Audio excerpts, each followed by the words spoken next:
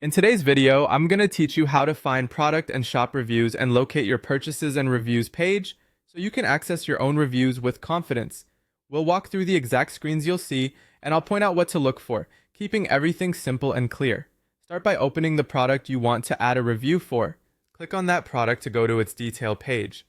This page is where you'll find everything about the item, including the reviews. Once you're on the product page, scroll down. As you move down the page, look for the section dedicated to feedback. This is typically labeled reviews or something similar.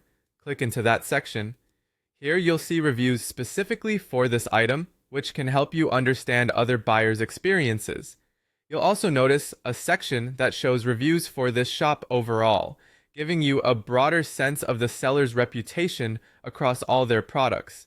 It's useful to compare both. Item reviews tell you about this exact product, while shop reviews reflect consistency and service. After you've explored the reviews, scroll back up to the top of the page.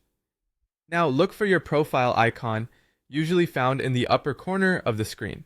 Click on the profile icon to open your account menu. From there, select Purchases and Reviews. This is the central place where your orders and the associated reviews are organized.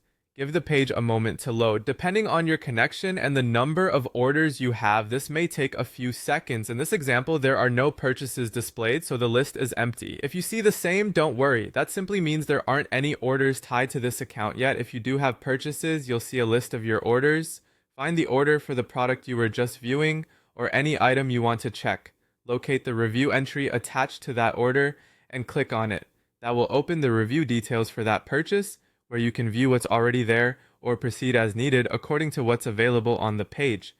That's all you need to know to navigate from a product page to its reviews, see how the shop is rated overall, and then move to your purchases and reviews area to access your own review entries.